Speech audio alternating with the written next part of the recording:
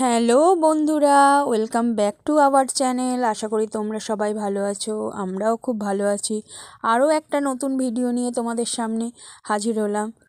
তো বকখালি বেড়াতে গেছিলাম, তো তোমরা জানো সবাই, যারা আমার পুরনো বন্ধু তারা তো জানোই। তো এটা হচ্ছে বকখালেরই একটা জায়গা, এটা হচ্ছে কার্গিল ব্রিজ। তো এই কার্গিল ব্রিজেই তোমার হচ্ছে বিকেলবেলা আর কি সানসেট দেখতে এসেছিলাম। তো মানে খুব সুন্দর লেগেছে সানসেটটা। এই কার্গিল ব্রিজটা তোমার হচ্ছে মানে বকখালিতে যে সকল সাইট সিনগুলো করায় ওরা, তার মধ্যেই মানে একটা আর কি তোমার সাইট সিন পয়েন্ট আর কি।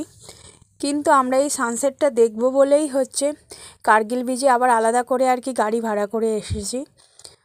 মানে এখানে কীরকম বলো তো, মানে 500 টাকার প্যাকেজ থাকে, তার মধ্যেই কতকগুলো সাইট সিন দেখায়, মানে কতকগুলো জায়গা আছে সেগুলো ঘুরিয়ে ঘুরিয়ে দেখায়।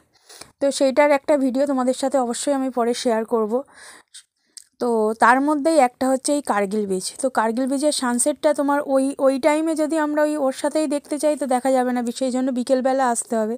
তো আমরা হচ্ছে বিকেলবেলা এসেছিলাম এই সানসেটটা দেখার জন্য।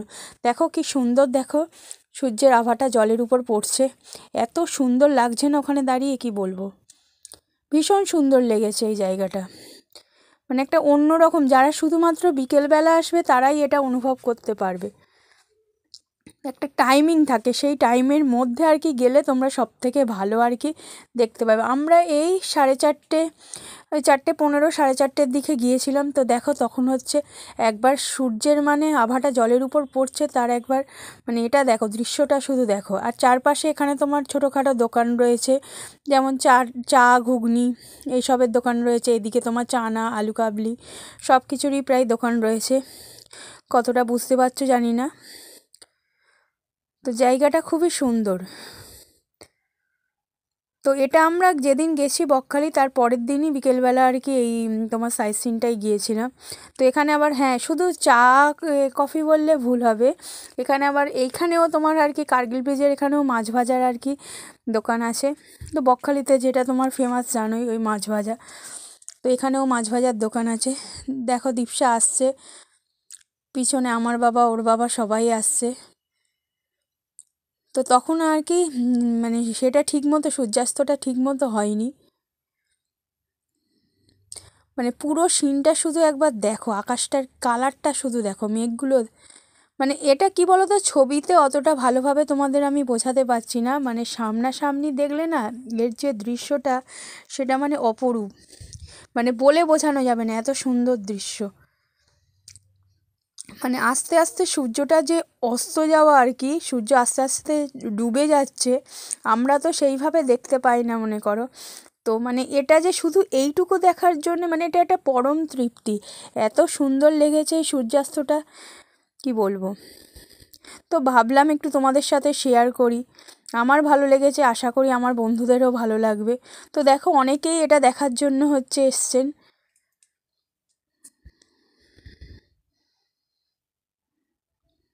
তো চারদিক জলের মাঝখানে এই সূর্যের আভাটা পড়া মানে একটা অন্যরকম ফিলিংস। তার মধ্যে দীপশা আর আমি কিছু হচ্ছে ছবি তুলে নিয়েছি।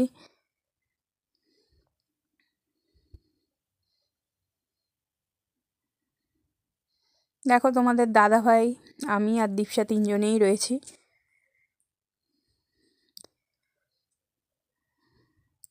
আমার তো জায়গার আর কি প্রাকৃতিক দৃশ্যটা খুব ভালো লেগেছে। তোমাদের কেমন লেগেছে অবশ্যই আমাকে জানিও কমেন্টে।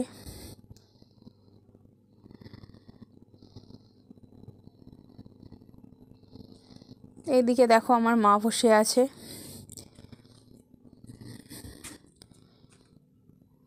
এইগুলো সব আর কি মানে ধারে ধারে মানে পার মতো করা বসার জন্য।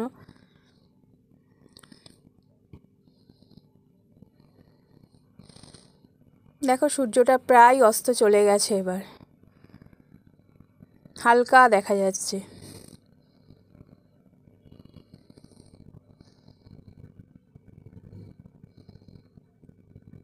আস্তে আস্তে আর মানে আবছা হয়ে যাবে, দেখো আর দেখাই যাবে না। দেখো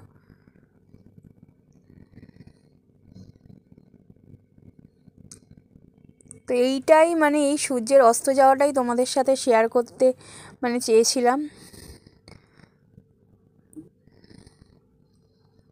সেই জন্যই ভিডিওটা আমার দেয়া। আশা করি তোমাদেরও ভালো লেগেছে। কার কার ভালো লেগেছে অবশ্যই আমাকে কিন্তু কমেন্টে জানিও। এখানে তোমাদের কয়েকটা জায়গা আর কি সাইট সিন করায়, যেমন হেনরি আইল্যান্ড, এই কার্গিল ব্রিজ, তারপর তোমার ইকো পার্ক, ফ্রেজারগঞ্জ, এইগুলো সব তোমাদের সাইট সিন করায়, ওদের একটা প্যাকেজ আছে তার মধ্যেই। তো এটাও একটা ওই সাইট সিনেরই আর কি স্পট।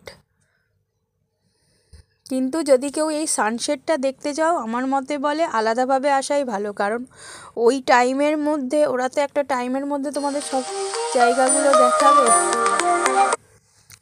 জায়গাগুলো দেখাবে তো সময় মানে ঠিক মানে একটা টাইম হয় না, এই টাইমে না এসে পৌঁছালে হচ্ছে এটা তোমরা দেখতে পাবে না। আর ওই সবগুলো যখন দেখাবে হচ্ছে তোমাদের ওরা টাইমের মধ্যে এখানে আনতেও পারবে না।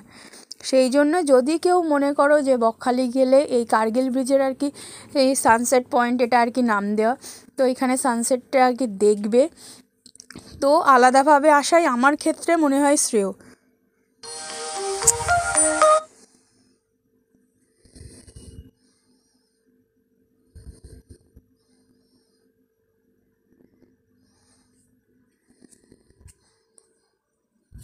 দেখো ঢেউটা দেখো।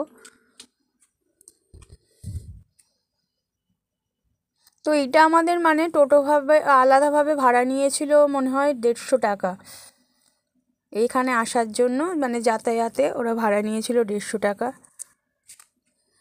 দাঁড়িয়েছিল, আমরা দেখে আবার আর কি ব্যাক করেছি। এবার ওখানে কি বলতো, একটু দরদাম করে নিতে হয়।